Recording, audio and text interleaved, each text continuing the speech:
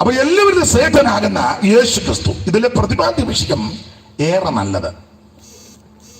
ഓരോ അധ്യായത്തിലും യേശു ക്രിസ്തു ശ്രേഷ്ഠൻ എന്ന് പൗലോസ് തെളിയിച്ചിരിക്കുക. അവിടുന്ന് ദൂതന്മാരെക്കാൾ ശ്രേഷ്ഠൻ ആര്? യേശു ക്രിസ്തു.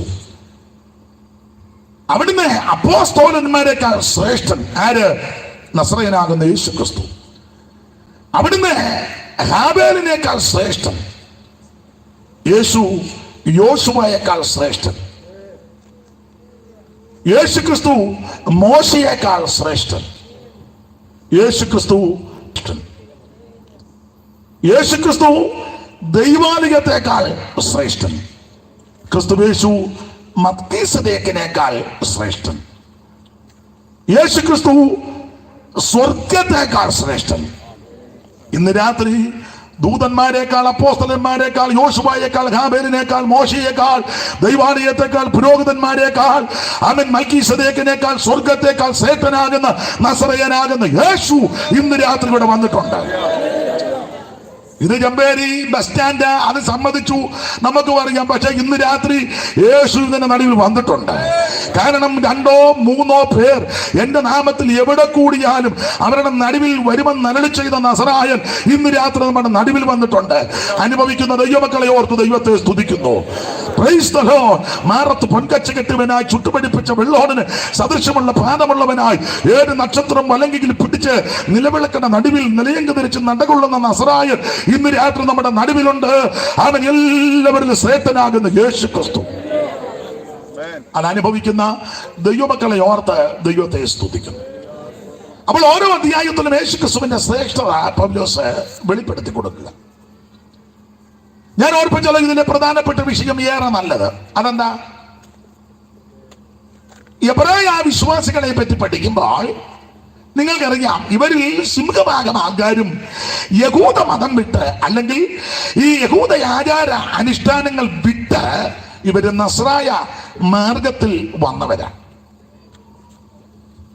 മതമെന്ന് ഞാൻ പറയുന്നില്ല, നസ്രായ മാർഗം അതാ കുറച്ചുകൂടെ നല്ലത്. എന്നാൽ ഇപ്പോൾ ഇത് മതമായി വരിക, ഇപ്പോഴത്തെ രീതിയും പോക്കും ഒക്കെ കണ്ട് ഞാനൊന്നും പറയുന്നില്ല, കാരണം ഒന്നും പറയരുതെന്നാ പറഞ്ഞേക്കുന്നത്.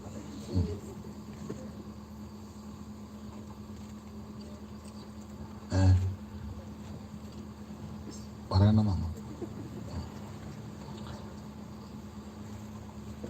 ഇത് നസ്രായ മാർഗം.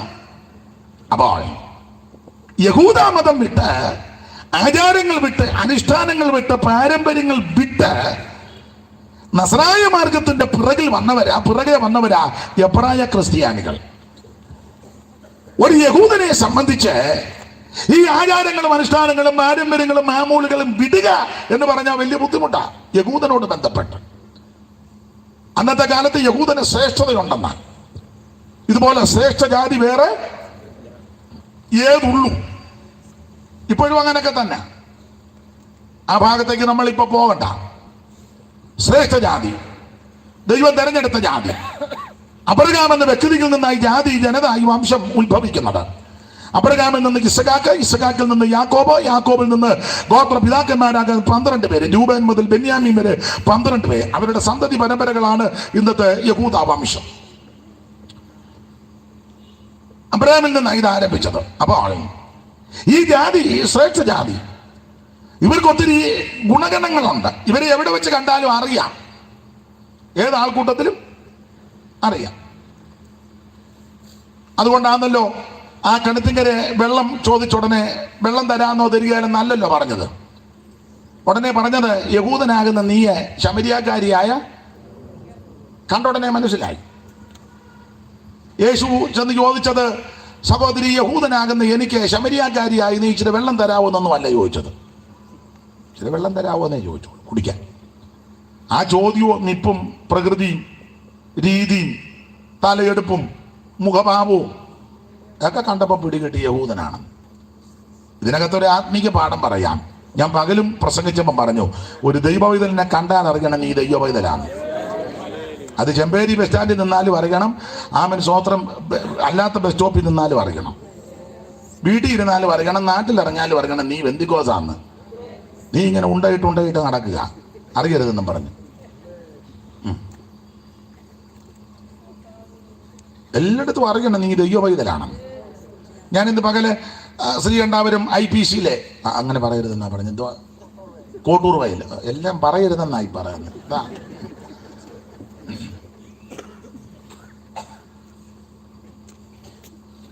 അപ്പം കോട്ടൂർ വയലിലെ IPC പ്രസംഗിച്ചപ്പോഴേ ഞാൻ പറഞ്ഞു, ഒരു ദേശത്തെ ഒരു ദൈവ പൈതൽ പാർത്താൽ ആ ദേശത്തുള്ളവരറിയണം നീ പെന്തിക്കോസാന്ന് അറിയണം. അപ്പുറത്തുകാർ പോലും അറിയുന്നില്ലല്ലോ. മതിലും പൊക്കി കെട്ടി, വലിയ ഗേറ്റ് വിട്ട് ആമത്താഴിട്ട് പൂട്ടി, വാല് മുറിച്ച 2 പട്ടി, എന്നിട്ട് ഗേറ്റിൽ എടുത്തിട്ട് പട്ടിയുണ്ട് സൂക്ഷിക്കുക. അപ്പം ദൂതൻ വന്നം പറഞ്ഞു, അവിടെ പട്ടിയുണ്ട്, നമുക്ക് അപ്പുറേ പോകാം. ദൂതൻ പറഞ്ഞു, അവിടെ ബ്രൂണോ ഉണ്ട്, നമുക്ക് മിണ്ടുന്നില്ലല്ലോ ആരും. ആട്ടെ, മുറിക്കകത്തുനിന്ന് കാറേ കയറുക, കാറേ നേരെ സഭാഗോളി വരിക, സഭാഗോളി ആശീർവാദം കഴിയുന്നതിന് മുന്നേ കാറേ കയറുക, നേരെ വീട്ടിൽ പോകും. വണ്ടി ഇരുന്ന് ഞെക്കുമ്പോഴേ ഗേറ്റ് തുറന്നു. പിന്നെ എങ്ങനെ നീ പെന്തിക്കോസാണെന്ന് അവരറിയുന്നു? ഞാനൊന്നും പറയുന്നില്ല. പണ്ട് പെന്തിക്കോസുകാരെ അറിയാം. എങ്ങനെ അറിയാം? സന്ധ്യയാകുമ്പോൾ നമ്പർ വെച്ച് പാട്ട് പാടി നാടൻ ഭാഷ പറഞ്ഞ് അങ്ങ് അലപ്പറയാ. തമ്പൂറുമൊക്കെ പൊട്ടിയ പാട്ട് പാടുകയല്ലേ, അന്നേരം പറയാം അയ്യോ എന്തിക്കോസാന്ന് പറയും. ഇന്ന് സഭാകോളി പോലും ഒരു തമ്പേറില്ല. ഇനിയിപ്പോൾ ഒരു 10 കൊല്ലം കൂടെ കഴിഞ്ഞാൽ നമ്മൾ പടം വരച്ച് കാണിക്കേണ്ടത് ഇതാണ് തമ്പേർ.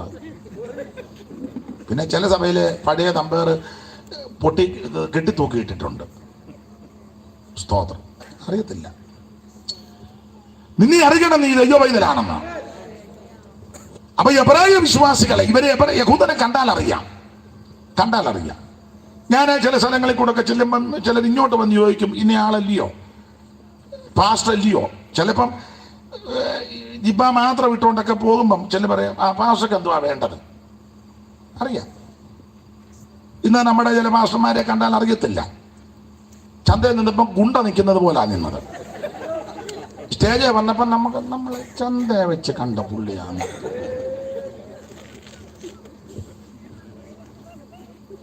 മറ്റേ പിള്ളേ ആണെന്നാ എനിക്ക്.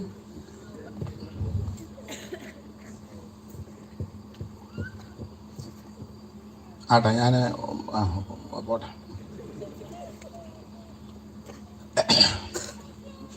ഒരു ദേശത്ത് ഒരു ദൈവ പൈതലുണ്ടെങ്കിൽ അറിയണം നീ ദൈവ പൈതലാണ്. ആക്ഷേപമൊക്കെ ഉണ്ട്, നിന്നയൊക്കെ ഉണ്ട്, അപമാനമൊക്കെ ഉണ്ട്, പരിഹസിക്കും. ഈ മാർഗവരാണല്ലോ. സുഖമായിട്ട് സ്വർഗത്തിൽ പോകാൻ ഓർത്തിരിക്കുകയാണ് ഈ ഗ്രൗണ്ടിൽ വന്നേ. അത്ര അടിക്കണ്ട.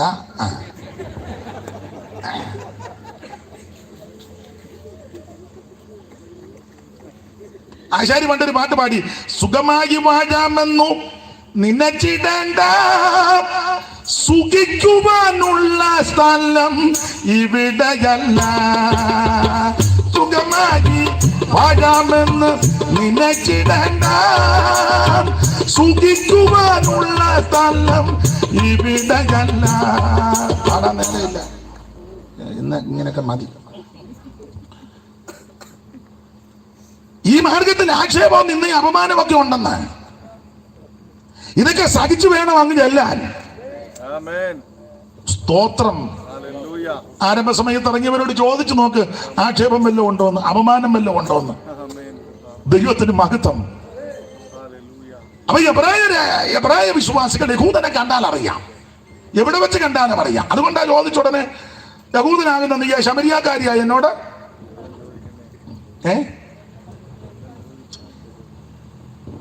എനിക്ക് ഒരു ഡൗട്ട്. നമ്മുടെ മഹാകവി കുമാരനാശാൻ യോഹന്നാന്റെ സുവിശേഷം 4-ാം അധ്യായം വായിച്ച് മനപാഠമാക്കിയോ എന്ന് എനിക്കൊരു സംശയം. പേരും സ്ഥലവും ഒക്കെ മാറിയെന്നേ ഉള്ളു, ആശയം ഇത് വെച്ച് തന്നെ. ചണ്ടാല ഭിഷിക്ക് സ്കൂളിൽ പഠിച്ചതല്ലേ? പഠിച്ചല്ലേ കൊച്ചേ? എന്തുവാ പഠിച്ചു?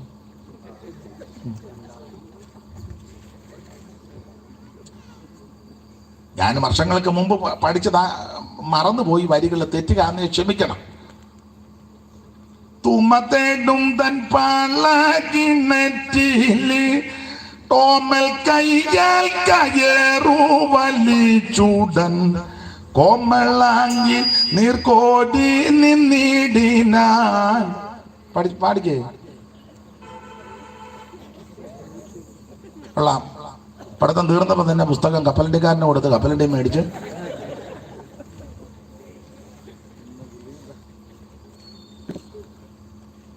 ദാഹിക്കുന്നു ഭഗിനി കൃപാരസം മോഹനം കുളിർ തണ്ണീതി താജുനി ഓമലെ തരുതെല്ലാം നദു കേട്ടു ആ മനോഗരി അമ്പരം നോതിർ. ഇത് തന്നെ 4 നടന്നത്. അല്ലല്ലെന്തു കഥയിതു കഷ്ടമേ അല്ലലങ്ങു ജാതി മറന്നിതോ നീചനാരിതൻ കൈയാൽ ജലം വാങ്ങി യാചമിക്കുമോ ആര്യന്മാർ. ഇതാ. അപ്പൊ ഈ സ്ത്രീക്ക് കണ്ടപ്പോഴേ മനസ്സിലായി ഇവൻ യഹൂദനെ കണ്ടാലറിയാം, എവിടെ വെച്ച് കണ്ടാലും അറിയാം. ഉറപ്പിച്ച് നിങ്ങളോട് ഓർപ്പിക്കാം, ഒരു ദൈവ പൈതലിനെ എവിടെ വെച്ച് കണ്ടാലും മനസ്സിലാക്കണം, അറിയണം നീ ദൈവ പൈതലാ, നീ രക്ഷിക്കപ്പെട്ട ദൈവ പൈതലാ. എന്റെ ഭാഷ പറഞ്ഞു, നീ പെന്തിക്കോസാന്ന് എവിടെ വെച്ച് കണ്ടാലും അറിയണം. ആരാധനയ്ക്ക് വരുമ്പോ മാത്രമല്ല അറിയുന്നത്, എപ്പോഴും അറിയണം. അതെ, ആ ഭാഗം വിടുക. അപ്പൊ യഹൂദനൊത്തിരി വിശേഷതകളുണ്ട്. യഹൂദനെന്തും ആ വിശേഷതകൾ ഒരു വാക്യം ഒന്ന് വായിച്ചോ, ഒത്തിരി വായിപ്പിക്കേണ്ടതാ. തെളിവിനിപ്പോ ഒന്ന് വായിച്ചാൽ മതി. ദൈവദാസനെ റോമാലേഖനം 9-ാം അധ്യായത്തിന്റെ 3-ാമത്തെ വാക്യത്തിൽ യഹൂദന്റെ പറയുന്നതായ വിശേഷതകളെ പറ്റി അവിടെ ചില കാര്യങ്ങൾ പൗലോസ് സൂചിപ്പിച്ചിട്ടുണ്ട്. റോമാലേഖനം 9-ാം അധ്യായത്തിന്റെ 3 മുതലുള്ള തിരുവെഴുത്തുകൾ ഒന്ന് വായിച്ചോ, സഹായിച്ചാട്ടെ. ജഡപ്രകാരം എന്റെ ചാർച്ചക്കാരായ എന്റെ സഹോദരന്മാർക്ക് വേണ്ടി വേണ്ടി ഞാൻ തന്നെ ക്രിസ്തുവിനോട് വേർവിട്ട് ശാപഗ്രസ്തനാവാൻ ഞാൻ ആഗ്രഹിക്കാമായിരുന്നു. അവർ ഇസ്രായേല്യർ പുത്രത്വവും തേജസ്സും യഹൂദനെ അവരുടെ ഗുണഗണങ്ങളാ. അവര് ഇസ്രായേല്യർ, പിന്നെ പുത്രത്വവും തേജസ്സും നിയമങ്ങളും ന്യായപ്രമാണവും ആരാധനയും വാഗ്ദത്തങ്ങളും അവർക്കും മാത്രമുള്ളതാ. കണ്ടോ? അപ്പോൾ പുത്രത്വം, തേജസ്, നിയമങ്ങൾ, ആരാധന, വാഗ്ദത്തം ഇതെല്ലാം അവർക്കാ. നമുക്കിതൊന്നും ഇല്ലായിരുന്നു. നമുക്ക് എന്നാ ഉണ്ടായിരുന്നെന്ന് ചോദിച്ചാൽ എന്താ പറയുന്നത് കനകരാജൻ?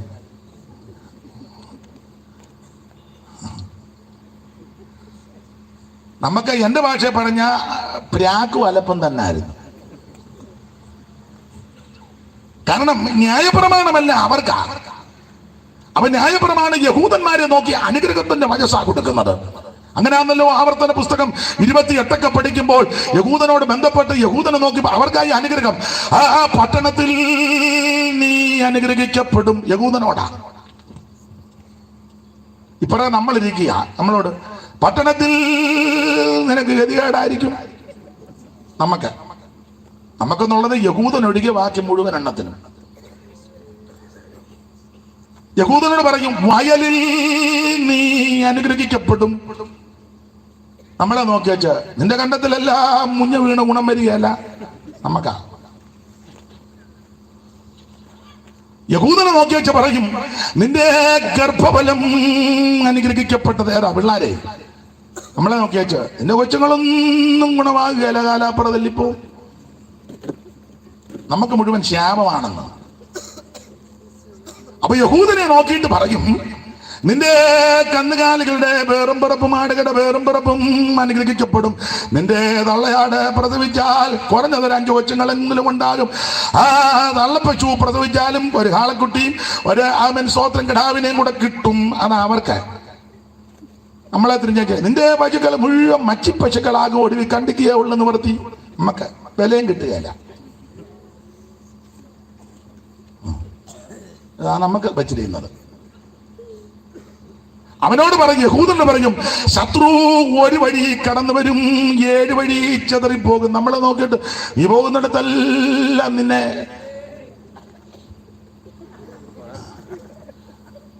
മനസ്സിലായോ? ഇതായിരുന്നു നമുക്ക് തന്നത്. അപ്പൊ നമുക്കിത് ശത്രുത്വമാണ്, അവർക്ക് ഇത് വാഗ്ദത്വം അനുഗ്രഹവുമാണ് യഹൂദന്. അപ്പൊ ന്യായപ്രമാണം, പുത്രത്വം, വാഗ്ദത്വം, അനുഗ്രഹങ്ങൾ, നിയമങ്ങളെല്ലാം അവർക്കാ, നമുക്കല്ല. നമുക്കെന്ന് ഞാൻ ഉദ്ദേശിച്ചത് യഹൂദനൊഴികെ ബാക്കി മുഴുവൻ എണ്ണത്തിനും ശാപവും ദോഷവും ആവശ്യിച്ചിരുന്നത്. എന്നാൽ ഈ ശാപത്തെയും ദോഷത്തെയും ഒരുവൻ കാൽവരിയിൽ നമുക്ക് വേണ്ടി ജീവനെ തന്നപ്പോൾ ആ ശത്രുത്വം അവൻ അറുത്തു മാറ്റി ദൈവം നമുക്ക് പുത്രത്വം നൽകി. അതാ ഇപ്പൊ നാം അനുഗ്രഹിക്കപ്പെടാൻ കാരണം. ശത്രുക്കളായിരുന്നു നമ്മൾ. വേദപുസ്തകത്തിന്റെ വെളിച്ചത്തിൽ ദൈവത്തോടോ ദൈവസന്നിധിയോടോ ഒന്നും അടുത്തില്ലാൻ യാതൊരു യോഗ്യതയില്ലായിരുന്നു. ആ ശത്രുത മാറ്റിയത് എവിടെ വെച്ചാന്നറിയോ? കാൽവരി ക്രൂശിൽ വെച്ചാ. സ്തോത്രം. നമുക്ക് വേണ്ടി ഒരുവൻ ക്രൂശിക്കപ്പെട്ടു, നമുക്ക് വേണ്ടി ഒരുവൻ രക്തം ചിന്തി, നമുക്ക് വേണ്ടി ഒരുവൻ ജീവനെ തന്നു. അന്ന് നമ്മുടെ ശത്രുതയെല്ലാം മാറി. സ്തോത്രം. നിത്യതയിൽ നിന്നുള്ള അത്യന്ത സ്നേഹത്താൽ, നിത്യതയിൽ നിന്നുള്ള അത്യന്ത സ്നേഹത്താൽ ശത്രുതയെ അകറ്റി പുത്രത്വം തന്നതിനാൽ, പുത്രത്വം തന്നതിനാൽ. അപ്പൊ ശ്രദ്ധിക്കുക, യേശുവിന്റെ കാൽവരി രക്തത്താൽ, കാൽവരി മരണത്താൽ നമുക്കത് പുത്രത്വം ലഭിച്ചു. അപ്പൊ നേരത്തെ യഹൂദനായതെല്ലാം ന്യായപ്രമാണം എന്തൊക്കെയാ പാസ്റ്റേ? ഒന്നുകൂടെ വായിച്ച്. സ്തോത്രം. അവർ ഇസ്രായേല്യർ. ജഡപ്രകാരം എന്റെ സാക്ഷ്യക്കാരായ എന്റെ സഹോദരന്മാർക്ക് വേണ്ടി ഞാൻ തന്നെ ക്രിസ്തുവിനോട് വേർവിട്ട് ശാപഗ്രസ്തനാവാൻ ഞാൻ ആഗ്രഹിക്കാമായിരുന്നു. അവർ ഇസ്രായേലിയർ പുത്രത്വവും തേജസ്സും നിയമങ്ങളും പ്രമാണവും പിതാക്കന്മാരും അവർക്കുള്ള പിതാക്കന്മാർ അബ്രഹാം, ഇസഹാക്ക്, യാക്കോബ് ഒക്കെ അവരാ അങ്ങനെ പ്രാർത്ഥിക്കുന്നത്. അബ്രഹാമിന്റെ ഇസ്ഹാക്കിന്റെയും ഇസ്രായേലിന്റെയും ദൈവമേ എന്നൊക്കെ അവരാ. നമ്മളങ്ങ് കയറി പ്രാർത്ഥിക്കരുത്. നമ്മള് ഞങ്ങളുടെ പിതാക്കന്മാരുടെ ദൈവം എന്നൊക്കെ ഉണർവ് കയറി പ്രാർത്ഥിച്ച പല ആൾക്കാർ വരും. വരുന്ന ആൾക്കാരുടെ പേരൊന്നും എനിക്കിപ്പോ പൊതുവെ പറയാനൊക്കത്തില്ല. മനസ്സിലാവുന്നുണ്ടോ? ഉണർവ് കയറിയേ നമ്മുടെ പിതാക്കന്മാരുടെ ദൈവമേ. ഓരോരുത്തർ വന്നേക്കും ജോർജ് കുട്ടി എന്തിനാ വിളിച്ചെന്ന് ചോദിക്കും. മനസ്സിലായില്ല? ഞങ്ങൾ പ്രാർത്ഥിക്കുകയായിരുന്നു. അല്ല, എന്നെ വിളിച്ചല്ലോ. അതിനെ ഞാൻ ഇടത്തുവായിലായിരുന്നു, നിങ്ങൾ വിളിച്ചോണ്ട്.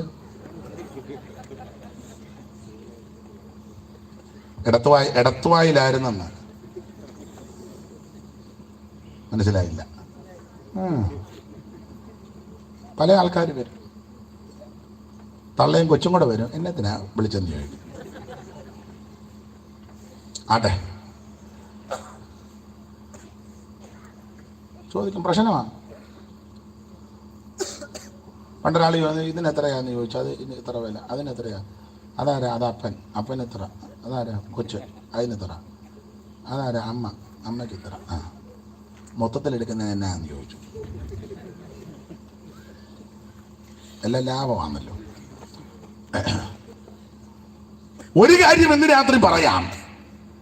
പിതാക്കന്മാരുടെ ദൈവമേന്ന് കയറി വിളിക്കണ്ട. ഞാനും നിങ്ങൾ പ്രാർത്ഥിക്കുമ്പോൾ എന്റെ ദൈവമേന്ന് വിളിക്കണം. യേശു നിന്നെയാ രക്ഷിച്ചത്. രക്ഷ വ്യക്തിപരമാണ്. രക്ഷ കുടുംബമായിട്ടല്ല. ഓരോരുത്തരും യേശു ക്രിസ്തുവിനെ രക്ഷിതാവായി സ്വീകരിക്കണം. സ്തോത്രം.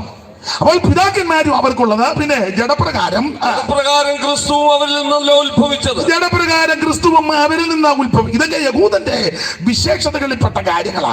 അധികം വിവരിക്കുന്നില്ല. ഇങ്ങനെ വിശേഷതകളുള്ള യഹൂദൻ മാത്രമാണോ യെരൂശലേം പള്ളി, ഭയങ്കര പള്ളി, ശലോമോൻ ആമെ സ്ഥാപിച്ച പള്ളി, പിന്നെ സെരുബാബേൽ അത് ആമെ പുതുക്കി പണിതല്ലോ. നമുക്കറിയാം, ഭയങ്കര പ്രൗഢഗംഭീരമായ ദൈവാലയം. 3 ഭാഗങ്ങളാണ്: പ്രാകാരം, വിശുദ്ധ സ്ഥലം, അതിപരിശുദ്ധ സ്ഥലം. ഈ പള്ളിയോട് ബന്ധപ്പെട്ട് സ്ഥാപന ജംഗമ വസ്തുക്കൾ അത് കുറഞ്ഞതൊന്നുമല്ല, കോടിക്കണക്കിന് വില മതിക്ക് നിർണ്ണയിക്കാനൊക്കത്തില്ല. മിക്ക ഉപകരണങ്ങളും പൊന്നുകൊണ്ടാ, ചിലത് തങ്കം കൊണ്ട്, ചിലത് പൊന്നിനാൽ പൊതിയപ്പെട്ടത്, പിന്നെ താമ്രം കണക്കില്ലാതെ ശലോമോന്റെ കാലത്ത് അതെല്ലാം വെച്ച് പണിത്. പിന്നെ ആ 12 കാളയുടെ പുറത്താ താമ്ര കടല്, പണ്ട് തൊട്ടിയായിരുന്നു, ഇത് താമ്ര കടലാക്കി പ്രൗഢി അനുസരിച്ച്. അത് 12 കാള, മുഖം അകത്തോട്ടും പൃഷ്ഠഭാഗം മുഖത്തോട്ട് പുറത്തോട്ടുമാക്കി, ആ മുഖം വെളിയിലോട്ടുമാക്കി, പൃഷ്ഠഭാഗം അകത്തോട്ടുമാക്കി, 3 കാള വെച്ച് 4 ദിശയിലേക്കും 12 കാള. അതിന് പുറത്ത് പണിതിട്ടിരിക്കുക താമ്ര കടല്, ഇത്ര വെള്ളം കൊള്ളുവന്ന. ഇതൊക്കെ യഹൂദന് വലിയ പ്രൗഢിയാ. 3 ഭാഗങ്ങളായിട്ട് കോടിക്കണക്കിന് വിലമണിക്കുന്ന സ്ഥാപന ജംഗമ വസ്തുക്കൾ. മാത്രമാണോ പുരോഹിത വൃന്ദങ്ങൾ, അത് നിരനിരയായി നിന്ന് ശുശ്രൂഷിക്കുന്ന പുരോഹിതന്മാരാ. ദാവീദിന്റെ കാലം വന്നപ്പോൾ കൂറിന്റെ ക്രമത്തിൽ 24 കൂറിന്റെ ക്രമത്തിൽ പുരോഹിതന്മാരെ നിയമിച്ചു. അബിയാക്കൂർ മുതൽ സെക്കറിയാക്കൂർ വരെ 24 കൂറിന്റെ ക്രമത്തിൽ നിന്ന് ശുശ്രൂഷിക്കുന്ന പുരോഹിത വൃന്ദങ്ങൾ. അതിന്റെ ഓർഡർ അനുസരിച്ച് ശുശ്രൂഷകൾ. ഇവരെ എല്ലാം നിയന്ത്രിക്കുവാനും നടത്തിപ്പുകാരായിട്ടും മഹാപുരോഹിതന്മാരുണ്ട്. ചില സന്ദർഭത്തിൽ 2 മഹാപുരോഹിതന്മാർ, ചിലപ്പോൾ ഒരാളായിട്ടും. അങ്ങനെ മഹാപുരോഹിതൻ, ആ പുരോഹിതനെ കണ്ടാൽ തന്നെ വലിയ പ്രൗഢിയാ. സ്ഥാനചിഹ്നവേക്ഷ വിഭൂഷിതനായി പുള്ളി ആണ്ടിൽ ഒരിക്കൽ ഒരിറക്കമുണ്ട്. ഇന്നലെ ഓർപ്പറ്റല്ലോ, നീളക്കുപ്പായോ നെലിയെങ്കിൽ നടുക്കട്ട് ഏപോതും മാർപ്പതക്കോ ഉള്ളെങ്കിൽ മേലെങ്കിൽ നലമുടിയൊക്കെ വെച്ച് പുള്ളി ആണ്ടിലൊരു വരവ് വരും. പുള്ളിയുടെ വരവ് കണ്ട ചുമ്മാ നിൽക്കുന്നവൻ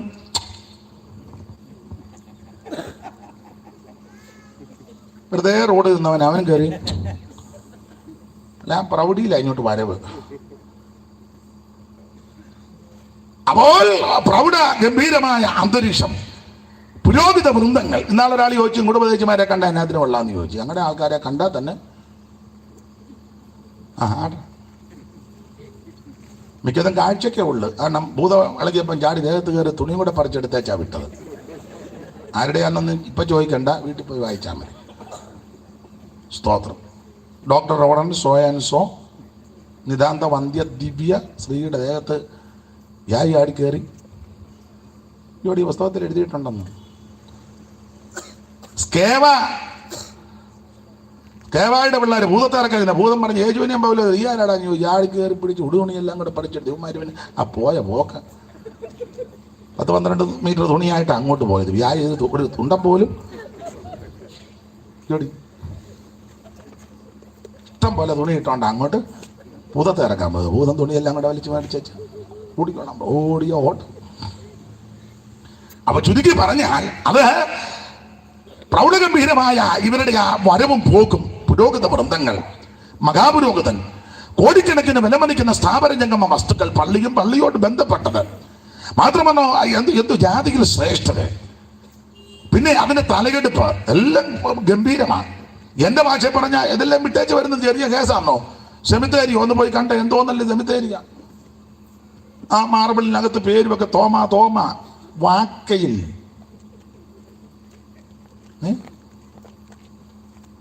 തോമസ് ചാക്കോ പകലൂമറ്റം. അവൻ തൊട്ടപ്പുറ ഭയങ്കര കല്ലറ. സ്തോത്രം. ഉതുപ്പാൻ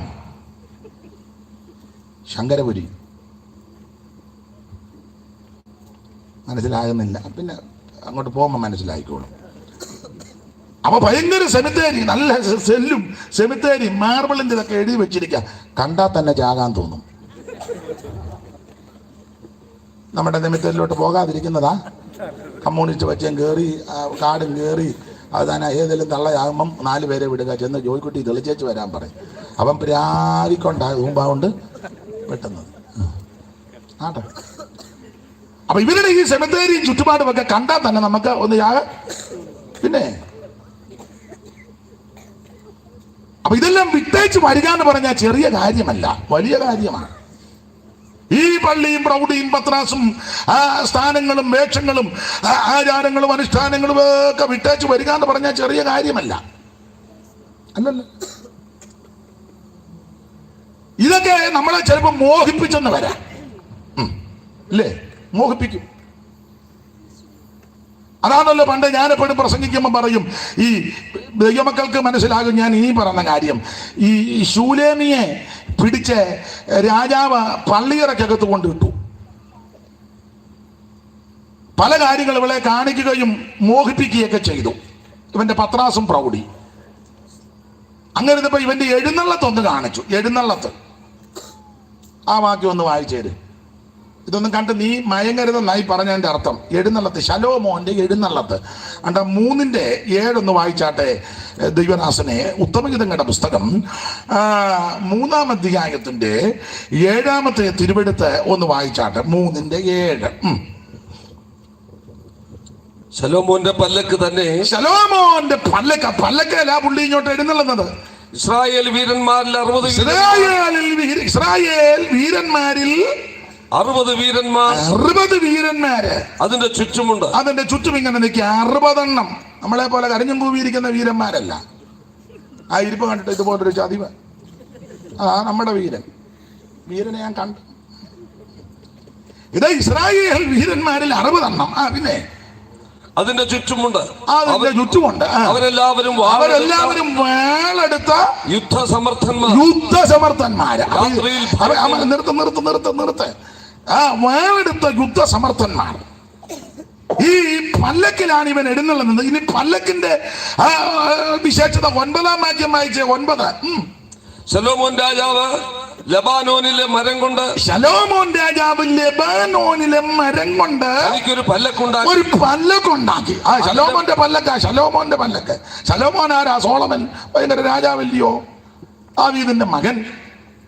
അവൻ പല്ലക്കുണ്ടാക്കി. അത് ചുമ്മാ തടിയല്ല, ലെബാനോൻ മരത്തിലെ തടി. അങ്ങനല്ലയോ അച്ഛാ? ഒന്നുകൂടെ വായിച്ചത് വായിച്ചു. ശലോമോൻ രാജാവ് ലബാനോനിലെ മരം കൊണ്ട് തനിക്ക് ഒരു പല്ലക്കുണ്ടാക്കി. അതിന്റെ മേക്കെട്ടിക്കാൽ അവൻ വെള്ളി കൊണ്ടും പിന്നെ ചാര് പൊന്നുകൊണ്ടും ഇരിപ്പിടം രക്താംബരം കൊണ്ടും ഉണ്ടാക്കി. പിന്നെ അതിന്റെ അന്തർഭാഗം യെരൂശലേം പുത്രിമാരുടെ പ്രേമം കൊണ്ട് വിചിത്ര ഖച്ചിതമായിരിക്കും. വിചിത്ര ഖച്ചിതം. അപ്പൊ ഇതാണ് ശലോമോന്റെ പല്ലക്ക്. ലെബാനോനിലെ മരം കൊണ്ടാ. നമ്മുടെ കട്ടിലോ ഒരു കാലം ഇളകുക, ഇരിക്കുമ്പോ ക്രേന്നൊരു ശബ്ദം. എന്നെ ഭാര്യ പറഞ്ഞു, നിങ്ങളാണ്ട് ബേസ് ബോർഡ് മടക്കിക്കൊണ്ടുപോവാ. മടക്കി വെച്ചാ മനസ്സിലായി. ബേസ് ബോർഡ് കട്ടിയുണ്ടല്ലോ, ഒരു 5 മടക്കി ഞാൻ പൊക്കി തരുമ്പോ നിങ്ങൾ അതിനിടെ കൈ പോകരുത്. നമ്മുടെ പല്ലക്ക് ഇരുന്നേച്ച് നമ്മൾ പിന്നെ ഒന്ന് കുലുങ്ങി നോക്കി. നമ്മുടെ പല്ലക്ക് ഇതുപോലാണോ ശലോമോന്റെ പല്ലക്ക്? അവൻ ലെബനോൻ മരത്തിൽ നിന്ന് നല്ല ക്രമപ്പെട്ട തടിയെല്ലാം കൂടെ അറുത്ത്, ആൾക്കാരുണ്ടല്ലോ, അറുത്ത് കൊണ്ടുവന്നൊരു പല്ലൊക്കെ ഉണ്ടാക്കുന്നതിന് മേക്കെട്ടിക്കാല് അവന് വെള്ളിയല്ലേ? മേക്കെട്ടിക്കാല് വെള്ളി കൊണ്ട്, ചാര് പൊന്നുകൊണ്ടും ഇരിപ്പടം രക്താംബരം കൊണ്ടും. പിന്നെ അതിന്റെ അന്തർഭാഗം ബഹിർഭാഗമായി പറഞ്ഞത്. ബഹിർഭാഗം പൊന്നും വെള്ളിയും ഇരിപ്പടം എല്ലാം രക്താംബരം കൊണ്ടും. അന്തർഭാഗം യെരൂശലേം പുത്രിമാരുടെ പ്രേമം കൊണ്ട് വിചിത്ര ഖച്ചിതമാക്കിയിരിക്കുന്നു. ഇതൊക്കെ കണ്ടാൽ ആരാ മയങ്ങാത്ത? സ്തോത്രം. ഒരുമാതിരിപ്പെട്ടവരെല്ലാം ചാടി അതിനകത്ത് കയറാൻ. ശലോമോന്റെ കൂടെ പല്ലക്കയിലിരുന്നൊരു ഫോട്ടോ. എൻ്റെ മാമേ, ഞാനിതൊന്നും ഉദ്ദേശിച്ചതല്ല. ദൈവം എനിക്ക് വേണ്ടി എത്രയോ പെണ്ണുങ്ങൾ ആ ഏരിയയിലോട്ട് അടുക്കാൻ പോകാതിരിക്കുമ്പോൾ രാജാവ് എന്നെയാണ് വിളിച്ച് പറഞ്ഞത്, തങ്കമ്മേ നീ ഇവിടെ കയറി ഇരിക്കുക. അന്നേരം തന്നെ ഞങ്ങളുടെ അച്ഛനൊരു ഫോട്ടോയും എടുത്തു എല്ലാവർക്കും അയച്ചു കൊടുത്തായിരുന്നു. കണ്ടായിരുന്നോ? ഏതാ ശലോമോന്റെ കൂടെ?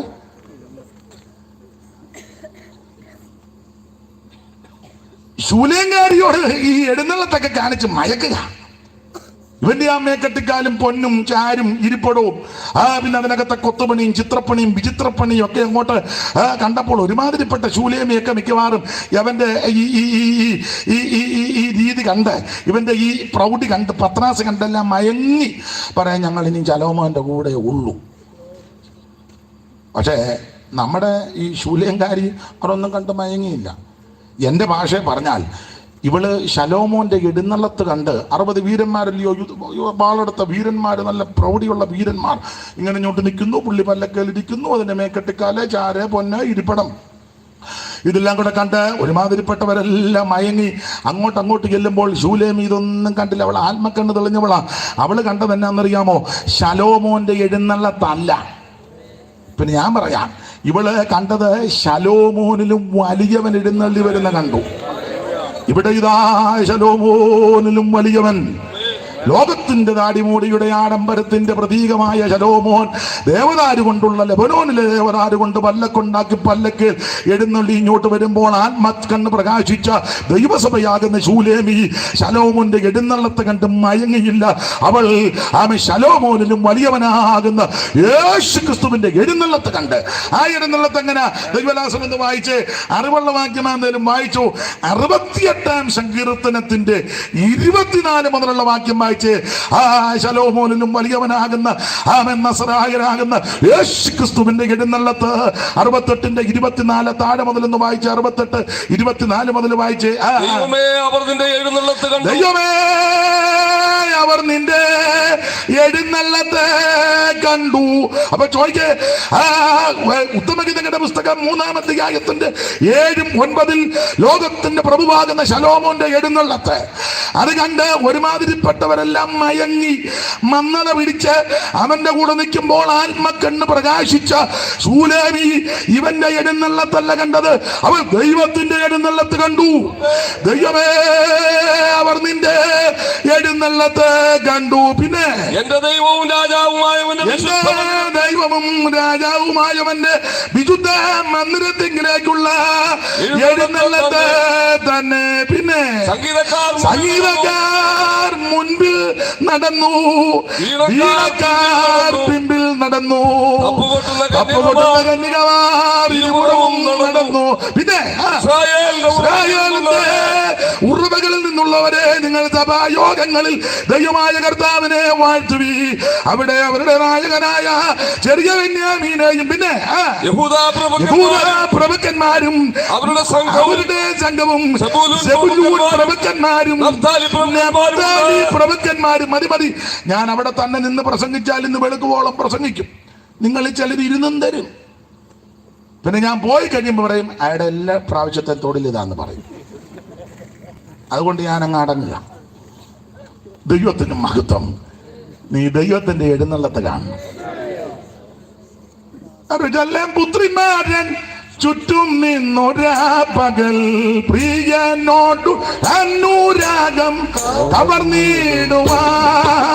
യെരൂശലേം പുത്രിമാരൻ ചുറ്റും നിന്നൊരാ പകൽ പ്രിയനോടു അനുരാഗം കവർന്നിടുവാ.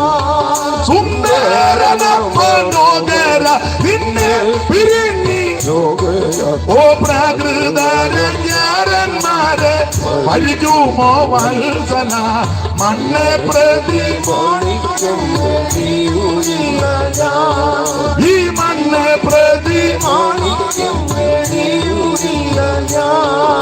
ഇന്ന് രാത്രി എന്നെ കേൾക്കുന്ന പ്രിയപ്പെട്ടവരോട് ഒരു കാര്യം ഓർപ്പിക്കട്ടെ. ലോകമോഹങ്ങളും ആഡംബരങ്ങളും നാടിമോടുകളും ഞങ്ങളുടെ ആന്റണി സാറിന്റെ ഭാഷയിൽ പറഞ്ഞ ദീപാലങ്കൃതമായ മണിമേടകളും വള്ളിമേടകളും കണ്ട് നീ മടുത്തു പോകരുത്, ക്ഷീണിക്കരുത്. ഇവിടെ ഇതാ ശലോമോനിലും വലിയവൻ, മോശയിലും വലിയവൻ, ദൈവാലയത്തെക്കാൾ വലിയവൻ, സ്വർഗത്തെക്കാൾ വലിയവൻ, എല്ലാവരും ശ്രേഷ്ഠനാകുന്ന യേശു ക്രിസ്തു. അത് ഓടിച്ചു മുമ്പോട്ട് പോകാം. കർത്താവിന് മഹത്വം. എബ്രായ വിശ്വാസികളെല്ലാം വിട്ടേച്ച് യേശുവിന്റെ പുറകെ വന്നു. ആരംഭ സമയത്ത് വളരെ തീക്ഷ്ണതയോടെ നിന്നു. വളരെ തീക്ഷ്ണത. ഇവരുടെ തീക്ഷ്ണത വളരെ ശ്രേഷ്ഠമാണ്. വളരെ തീക്ഷ്ണതയോടെ 2 വാക്യം വായിച്ചോ. തീക്ഷ്ണതയ്ക്ക് തെളിവിന് 2 വാക്യം. ഒത്തിരി വാക്യമുണ്ട്, ഇപ്പൊ 2 മതിയല്ലോ. അപ്പൊ തീക്ഷ്ണതയുടെ തെളിവായിട്ട് 2 വാക്യം. അത് 2 വാക്യത്തിൽ ഒരു വാക്യമാണ് നമ്മുടെ കുറുവാക്യം. അതാണ് 10-ാം അധ്യായത്തിന്റെ 32. എന്നാൽ നിങ്ങൾക്ക് പ്രകാശത്തിൽ ലഭിച്ച ശേഷം നിന്ദകളാലും പീഡകളാലും കൂത്തുകാഴ്ചയായി ഭവിച്ചും ആവക അനുഭവിക്കുന്നവർക്ക് കൂട്ടാളികളായി തീർന്നും ഇങ്ങനെ കഷ്ടങ്ങളാൽ വളരെ പോരാട്ടം കഴിച്ച പൂർവ്വ. അതാണ് ആരംഭ സമയത്ത് വളരെ തീക്ഷ്ണതയോടെ നിന്ന പരീക്ഷ, അപമാനം, ആക്ഷേപം ഇതൊക്കെ സഹിച്ചാൽ നിന്നത് തീക്ഷ്ണത. ഇനി വേറൊരു തീക്ഷ്ണതയ്ക്ക് വേറൊരു വാക്യം 6-ാം അധ്യായത്തിന്റെ 9 മുതൽ വായിച്ച്. ഇവർ ആരംഭകാലത്ത് തീക്ഷ്ണതയുള്ളവരെന്ന് 6-ന്റെ 9 മുതൽ 6-ന്റെ 9 മുതൽ. എന്നാൽ പ്രിയമുള്ളവരെ ഞങ്ങൾ ഇങ്ങനെ സംസാരിക്കുന്നുവെങ്കിൽ നിങ്ങളെ കുറിച്ച് രക്ഷയ്ക്ക് ഉതകുന്നതും വിശ്വസിക്കുന്നു. ആ. ദൈവം നിങ്ങളുടെ ദൈവം നിങ്ങളുടെ പ്രവൃത്തിയും പിന്നെ വിശുദ്ധന്മാരെ ശുശ്രൂഷിച്ചതിനാലും ശുശ്രൂഷിക്കുന്നതിനാലും തന്റെ നാമത്തോട് കാണിച്ച സ്നേഹവും മറന്നുകളവാൻ തക്കവണ്ണം അനീതിയുള്ള ദൈവമല്ല. അപ്പോൾ ഈ രണ്ട് ഭാഗത്തും എഴുതിയിരിക്കുന്നത് ആരംഭകാലത്ത് പ്രാരംഭകാലങ്ങളിൽ എബ്രായ വിശ്വാസികൾ സുവിശേഷത്തിനും സുവിശേഷ വേലയ്ക്കും സുവിശേഷകർക്കും സുവിശേഷ പ്രവർത്തനത്തിനും വേണ്ടി ധീരതയോടെ നിന്നവരാണ്. അല്ല, വിശുദ്ധന്മാരെ ശുശ്രൂഷിക്കുന്നതിനാലും ആരംഭ സമയം നിന്നെ പീഡയൊക്കെ സഹിച്ചാ നിന്നത് ദൈവത്തിന് മഹത്വം. അത് ആരംഭ സമയത്ത് തീഷ്ണതയ്ക്ക് തെളിവാണ്. എന്നാൽ കുറെ കാലങ്ങൾ കഴിഞ്ഞപ്പോൾ ഇവർക്ക് ക്ഷീണം വന്നെന്നാണ്. അത് നമുക്ക് പിന്നെ ചിന്തിക്കാം. അവൾ ആരംഭ സമയത്ത് തീഷ്ണതയോടെ നിന്നോണം. ചില കാലങ്ങൾ കഴിഞ്ഞപ്പോൾ ഇവർക്ക് ക്ഷീണം വന്നു. ഇവർക്കൊരു ചിന്ത, വിട്ടുപോകുന്നത് അബദ്ധമായോ, ഉപേക്ഷിച്ചത് മണ്ടത്തരമായോ, വേണ്ടാന്ന് വെച്ചത് വിഡിത്തമായോ എന്ന് ചിന്ത കയറി. നമ്മുടെ ഇടയിൽ ഇപ്പൊ അങ്ങനെ ചിന്തയുള്ളവരുണ്ട്. ഉപേക്ഷിച്ചതും വേണ്ടാന്ന് വെച്ചതൊക്കെ മണ്ടത്തരമായോ എന്ന് ഒരു ചിന്ത. ഓപ്പണായിട്ട് പറയാം. വെള്ളം മതിയാണ്. വെള്ളം മതി.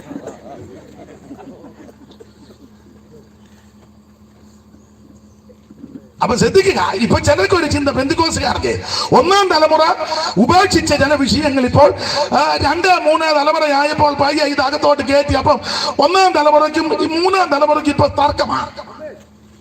ഉപേക്ഷിച്ചത് അബദ്ധമായോ? അതിലൊരു കാരണം ആഭരണപ്രമം. ഇഷ്ടപ്പെടുകയല്ലെന്ന് എനിക്കറിയാം.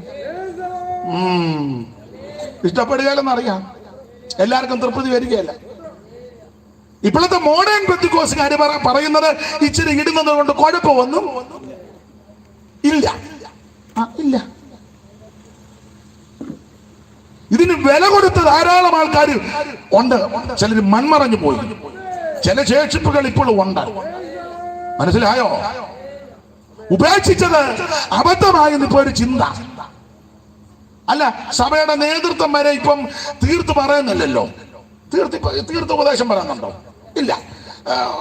ഒരുത്തൻ ഇഞ്ച് പക്ഷം, ഒരുത്തൻ കൊഞ്ച് പക്ഷം. ഒരു പക്ഷം പറയുന്നു ഇടുന്നുകൊണ്ട് കുഴപ്പം ഇല്ല. അപ്പോൾ മറുവശം ഒരു സമയത്ത് തന്നെ ഇടുന്നത് വേണ്ട. അപ്പം വേറൊരു വശം ഇവരിലൊന്നും പെടാത്ത ഇടേണ്ടവർക്ക് ഇടാം, ഇടാത്തവർക്ക് ഇടണ്ട. ഒരുത്തൻ പറഞ്ഞു ആസ് യു ലൈക്ക്. ഒരു ഇംഗ്ലീഷ് ഇരിക്കട്ടെ, നമ്മുടെ കൺവെൻഷൻ തീരുകയല്ലേ. തെറ്റിയോ?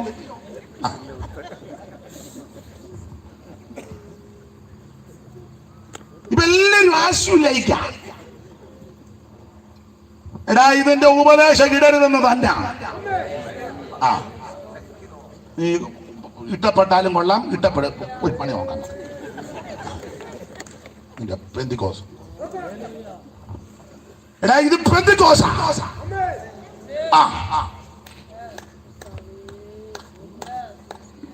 കെട്ടുതാലി പൊട്ടിച്ചെന്നും പറഞ്ഞ് ഇടികൊണ്ട് ഊപ്പാട് വന്ന അമ്മമാരുണ്ട് അല്ലേ?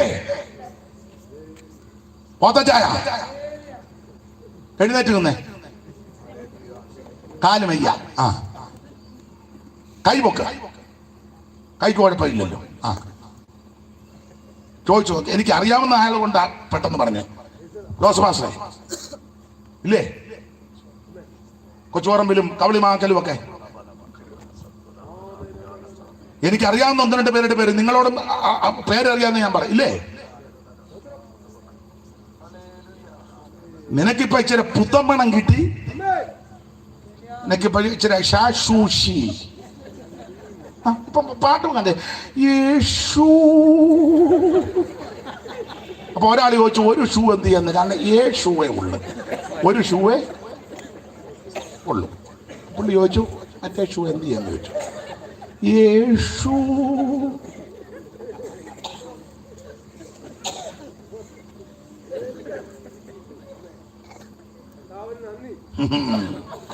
ഇതിന് വില കൊടുത്തവരുണ്ട് കേട്ടോ. ഇപ്പൊ തർക്കമല്ലേ, തർക്കം നടക്കും. തീർത്ത് നേതാക്കന്മാരും തീർത്ത് പറയുന്നില്ലല്ലോ.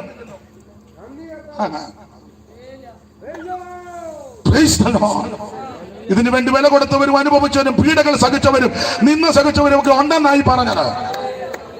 1-ാം തലമുറ ഇവിടെ പ്രമാണത്തിന് വേണ്ടി നിന്നു. 2-3 തലമുറ വേറെ രാജ്യത്ത് നിന്നപ്പോ താണ്ട് ചക്കും ചക്കാലും ഇട്ട് കുഴയ്ക്കുക.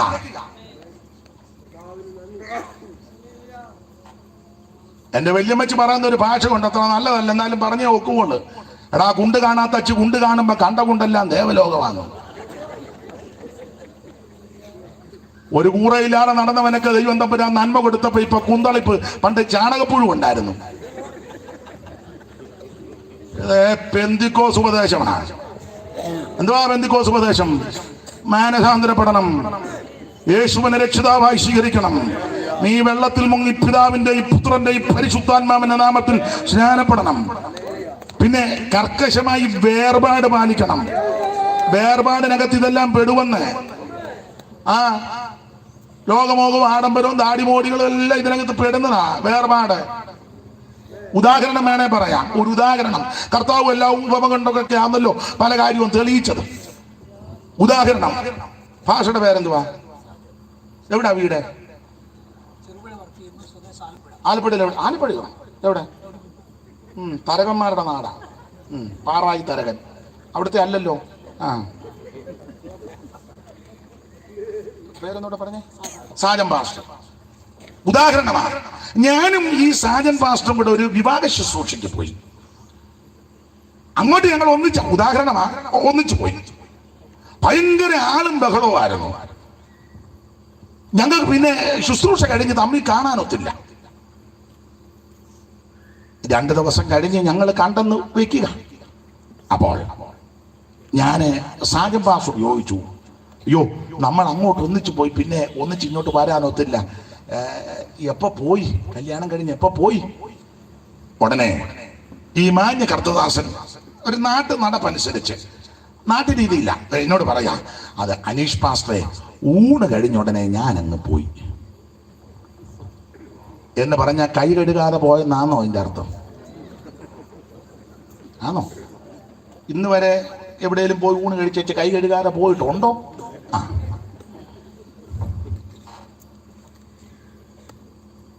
സെൻട്രൽ ട്രാവൻകൂറിലെ ചില പഴയ രീതികളുടെ ഊണ് ക്രൈസ്തവര് കല്യാണമൊക്കെ നടത്തുമ്പം ഇറച്ചി മീനുമൊക്കെ കൂട്ടിയാ കൊടുക്കുന്നത്. നാക്കലയ്ക്ക് വിളമ്പുന്നുണ്ട്, വെട്ടലയ്ക്ക് വിളമ്പേണ്ട ഭക്ഷണമുണ്ട്, അറിയാമല്ലോ. ഇലയുടെ നാക്ക് വശത്ത് വിളമ്പേണ്ടതുണ്ട്, വെട്ടലയുടെ ഭാഗത്ത് അപ്പച്ചൻ അറിയത്തില്ലേ? ആ, അപ്പച്ചൻ എടുത്തുകാരനാ. കറുകച്ചാലോ? എവിടെ? കുറുമ്പനാടം.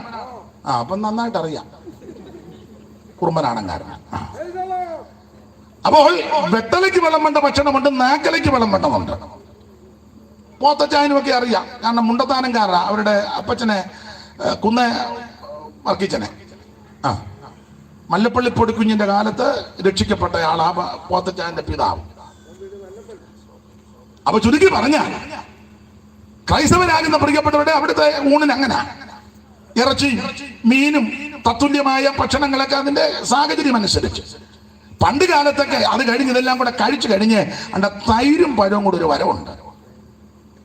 പഞ്ചസാര അല്ലെ തേൻ, അതങ്ങോട്ട് നന്നായിട്ടൊന്ന് നല്ലതുപോലെ എൻ്റെ കഴിയുമ്പോഴത്തേക്ക് വിടവഴിയൊക്കെ ചാടി വരുന്നു. ഇതെല്ലാം കഴിഞ്ഞ് മൊത്തം ഒന്ന് പിടിച്ചേച്ച് അതിൻ്റെ ഒരു പോക്കുണ്ട്. അങ്ങോട്ടാ കൈ എടുക്കാൻ പോകുന്നത്. അല്ലാതെ ആ കൈയുമായിട്ടാണോ നേരെ വീട്ടിൽ പോകുന്നത്? അല്ല, കഴിയേച്ചാ. ഹൈന്ദവ സ്നേഹിതന്മാരാണെങ്കിൽ അവരുടെ ഊണിനുമുണ്ട് തൊടുകറി മുതൽ അങ്ങോട്ട് വിളമ്പും. ഇതെല്ലാം കഴിഞ്ഞ് സാഹചര്യവും സാമ്പത്തിക ഭദ്രത അനുസരിച്ച് ഒടുവിൽ ചിലപ്പോൾ ഒരു കൂട്ടാനില് 1, 2, 3 തരത്തിലൊക്കെ പായസങ്ങൾ കാണും. അതും ഇതുപോലെ തന്നെ ചിലര് പഴമൊക്കെ ഞെരടി ഒരു പിടിയുണ്ട്, എന്നുവെച്ചൊരു പോക്കുമുണ്ട്. എന്നാൽ സാധാരണ പറയുന്ന പ്രയോഗം ഇതാ, ഊണ് കഴിഞ്ഞു പോയി എന്ന് പറഞ്ഞാൽ കൈ കഴുകാതെ പോയെന്നല്ലല്ലോ.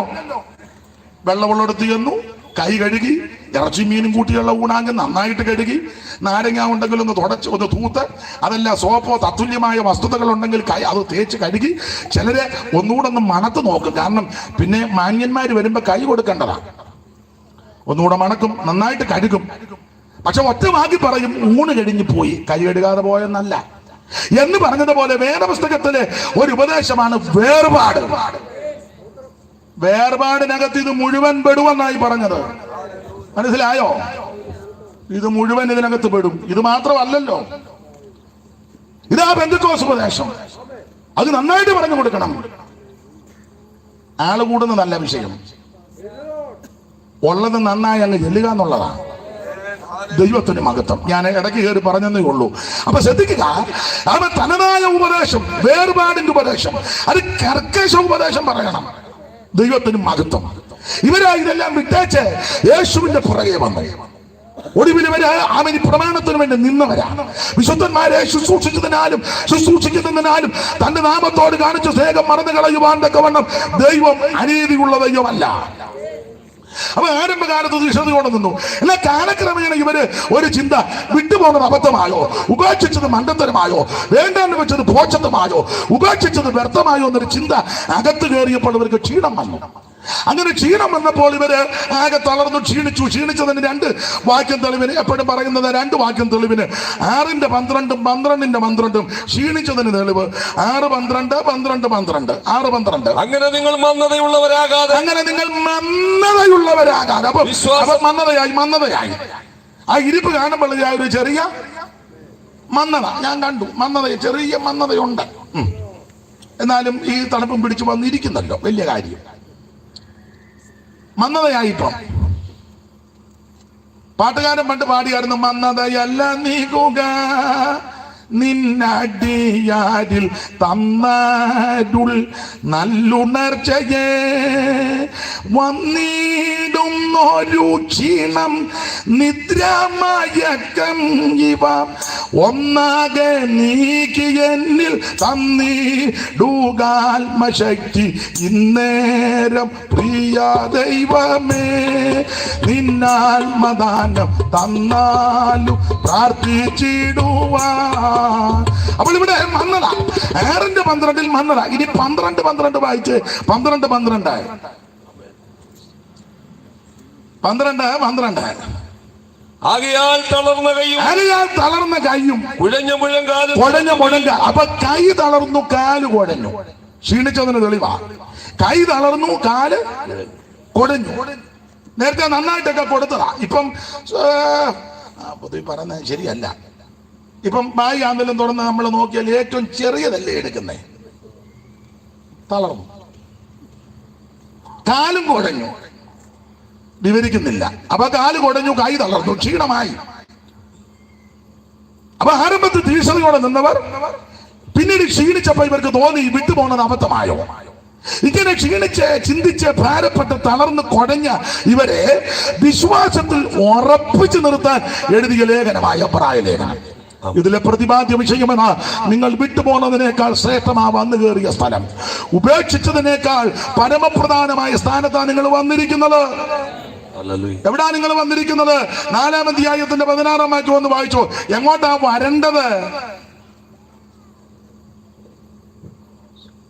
അതുകൊണ്ട് കരുണ ലഭിപ്പാൻ, അറിവുള്ള വാക്യമായി കരുണ ലഭിപ്പാനും തത്സമയത്ത് സഹായത്തിനുള്ള കൃപ പ്രാപിപ്പാനുമായി പിന്നെ നാം ധൈര്യത്തോടെ കൃപാസനത്തിന്റെ അടുത്ത് ചെല്ലുക. ധൈര്യത്തോടിഞ്ഞു വാ. ഞാൻ ഭാഗത്തേക്ക് പിന്നെ വരുന്നുണ്ട്. എവിടാ വന്നിരിക്കുന്നത്? ആ 12-ാം അധ്യായത്തിന്റെ 22 മുതൽ വായിച്ചു. അറിവുള്ള വാക്യമാ. എവിടാ വന്നിരിക്കുന്നത്? വന്നിരിക്കുന്നതിലത്തെ പറ്റി തിട്ടം വേണ്ടായോ? പിന്നെയോ സിയോൻ പർവ്വതത്തിനും ജീവനുള്ള ദൈവത്തിന്റെ നഗരമായ യെരൂശലേമിനും അനേകായിരം ദൂതന്മാരുടെ സർവസംഘത്തിനും പിന്നെ സ്വർഗ്ഗത്തിൽ പേരെടുത്തിരിക്കുന്ന ആദിയാന്മാരുടെ സഭയ്ക്കും പിന്നെ എല്ലാവരുടെയും ദൈവമായ ന്യായാധിപതിക്കും സിദ്ധന്മാരായ നീതിമാന്മാരുടെ ആത്മാക്കൾക്കും പുതിയ നിയമസ്ഥനാകുന്ന യേശുവിനും പിന്നെ അവന്റെ രക്തത്തെക്കാളും ഗുണകരമായി സംസാരിക്കുന്ന രക്തത്തിന്റെ അടുക്കലാണ് വന്നിരിക്കുന്നത്. ക്ഷീണിച്ചു പോകരുതെന്ന്. നീ വിട്ടുപോകുന്നതിനേക്കാൾ, ഉപേക്ഷിച്ചതിനേക്കാൾ, വർദ്ധിച്ചതിനേക്കാൾ, വേണ്ടെന്ന് വെച്ചതിനേക്കാൾ ശ്രേഷ്ഠമേറിയ സ്ഥലത്താണ് നീ വന്നിരിക്കുന്നത്. ഹാബേലിന്റെ രക്തത്തെക്കാളും ഗുണകരമായി സംസാരിക്കുന്ന പുണ്യാഗ രക്തത്തിന്റെ അടുക്കലാണ് നീ വന്നിരിക്കുന്നത്. പുതിയ നിയമത്തിന്റെ മധ്യസ്ഥനാകുന്ന യേശുവിന്റെ അടുക്കല ഒറ്റ മധ്യസ്ഥൻ യേശു ക്രിസ്തു മാത്രം. ഏക മധ്യസ്ഥൻ യേശു ക്രിസ്തു മാത്രം. ഒന്നല്ലാതെ ഒന്നേകാൽ മധ്യസ്ഥൻ ഇല്ല. മനുഷ്യനെ ആരെയും പിടിച്ച് മധ്യസ്ഥനാകരുത്. ദൈവത്തിനും മനുഷ്യർക്കും മധ്യസ്ഥൻ ഒരുവൻ, എല്ലാവർക്കും വേണ്ടി തന്റെ ജീവനെ മറുബലിയായി കൊടുത്ത നസറായനാകുന്ന യേശു ക്രിസ്തു. ഏക മധ്യസ്ഥൻ, ഏക രക്ഷകൻ, ഏക പരിശുദ്ധൻ. സ്തോത്രം. അവിടെ നിങ്ങൾ വന്നിരിക്കുന്നത്